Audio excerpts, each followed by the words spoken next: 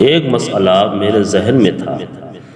جب رسول کی معراج کا ذکر علماء کرام کرتے تھے تو میں سوچتا تھا کہ آخر اس میں رسول کی معراج کیا ہے؟ علماء کرام ذکر کرتے تھے اور رسول کی معراج کا سفر مکہ شریف سے شروع کرتے تھے، اس کے بعد مدینہ ہوتے ہوئے آپ کو بیت المقدس لے گئے اور وہاں پر انبیاء کی امامت کرا دی، پھر وہاں سے اٹھایا، میرے سرکار کو ذکر کر رہے ہیں اور بتاتے جا رہے ہیں یہ پہلا آسمان ہے، یہ دوسرا آسمان ہے۔ معراج کا ذکر کرنے والے تفصیلات پیش کرتے چلے جا رہے ہیں اور میں سوچ رہا ہوں اس میں کون سی رسول کی معراج کی بات ہے؟ اگر میرا رسول مکے سے سفر کو نکلا تو یہ رسول کی معراج نہیں، مدینے پہنچا یہ رسول کی معراج نہیں، بیت المقدس پہنچا یہ رسول کی معراج نہیں۔ رسول نے اگر امامت فرمائی انبیاء کی، یہ کوئی معراج کی بات تو نہیں۔ آسمان پر گئے، یہ کوئی معراج کی بات نہیں۔ آسمان پر جانا یہ رسول کی معراج نہیں۔ عرش پر جانا یہ رسول کی معراج نہیں۔ جنت میں جانا رسول کی معراج نہیں۔ جہنم کا مشاہدہ فرمانا یہ رسول کی معراج نہیں۔ سدرۃ المنتہا پر جانا رسول کی معراج نہیں۔ میں کیسے معراج مان لوں؟ معراج جانتے ہو کسے کہتے ہیں؟ معراج تو کہتے ہیں کہ اپنے مقام سے کوئی بلند ہو جائے، جو اس کا واقعی مقام ہو اس سے بلند ہو جائے تو اسے اس کی معراج کہی جائے گی۔ اس لیے میں سوچ رہا تھا کہ عرش پر جانا رسول کی معراج نہیں، وہ خاک کے ذرے جو رسول کے جسم مبارک سے لگے ہیں وہ عرش سے بھی افضل ہیں اور کعبے سے بھی افضل ہیں۔ تو جب جسم مبارک سے لگے ہوئے خاک کے ذرے جس عرش سے افضل ہوں، اس عرش پر آپ کا پہنچنا، میرے آقا کا پہنچنا، رسول کریم صلی اللہ علیہ وسلم کا پہنچنا آپ کی معراج ہوگی کیا؟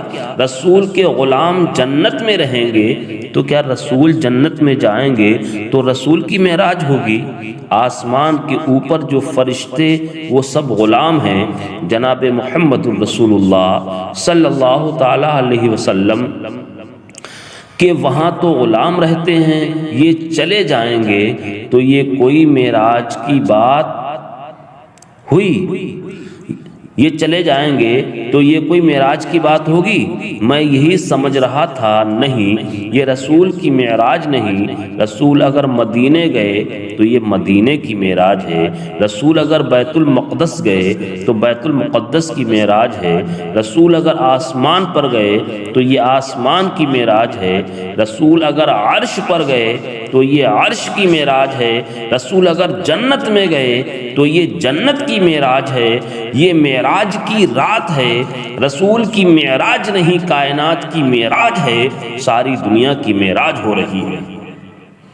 ذرے ذرے کو رسول کریم اپنے قدموں سے معراج دے رہے ہیں، سب کو عروج بخش رہے ہیں، سب کو ارتقاء کی منزلوں سے ہم آغوش کر رہے ہیں۔ اب آپ ہی غور کیجئے کہ آخر اس میں رسول کی معراج کیا ہوئی؟ مقام دنا فتدلی پر پہنچے تو کیا رسول کی معراج ہے؟ نہیں، یہ اس مقام کی معراج ہے جسے میرے رسول نے اپنے قدم ناز سے نوازا۔ عقل نے آواز دی کہ یہاں کہاں چکر لگا رہے ہو؟ یہ کائنات میں گھومنا، کائنات کی سیر کرنا قرآن نے کب کہا ہے کہ یہ رسول کی معراج ہے؟ قرآن تو کہتا ہے کہ یہ رسول کی سیر ہے۔ سبحان الذی اسرا، پاک ہے وہ ذات جس نے سیر کرائی۔ اپنے بندے کو جو لے گیا اپنے بندے کو، یہ تھوڑی ہی کہا ہے کہ جس نے معراج کرائی، تو یہ سیر بندے کی ہے اور معراج کائنات کی ہے۔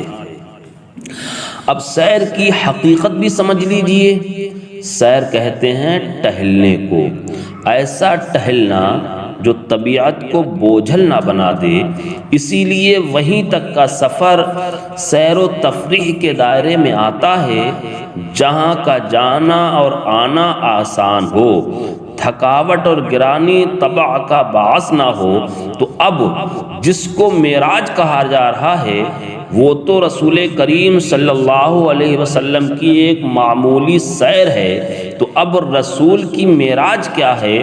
تو دوستو رسول کی معراج یہ ہے کہ جب سرکار مقام دنا فتح اللہ پر پہنچے تو ایک تو ان کا انتقال مکانی تھا، دوسرا ان کے قرابت کا انتقال تھا، روحانی سفر تھا، دونوں میں عظیم فرق ہے۔ میرے رسول نے صرف مکانی سفر نہیں کیا بلکہ صفات الہی کی بھی سیر شروع کی۔ اب دیکھو رسول کی معراج کہاں ہو رہی ہے؟ میرے رسول نے صفات الہیہ کی سیر شروع کی۔ صفات الہیہ کی سیر کا کیا مطلب؟ کبھی صفت الرحیم سے گزر رہے ہیں، کبھی صفت الغفور سے گزر رہے ہیں، کبھی صفت القادر سے گزر رہے ہیں، کبھی صفت العالم سے گزر رہے ہیں، کبھی صفت المختار سے گزر رہے ہیں۔ ہر صفت سے گزر رہے ہیں اور جس صفت سے گزر رہے ہیں وہ کمال لے کر اتر رہے ہیں۔ صفت الکریم سے گزرے تو کریم بن گئے، صفت الرحیم سے گزرے تو رحیم بن گئے، صفت القادر سے گزرے تو قادر بن گئے، صفت المختار سے گزرے تو مختار بن گئے۔ وہ صفات الہیہ کی سیر کر رہے ہیں اور کمالات الہیہ کے مظہر بن رہے ہیں۔ دیکھا آپ نے، یہ ہے میرے رسول کی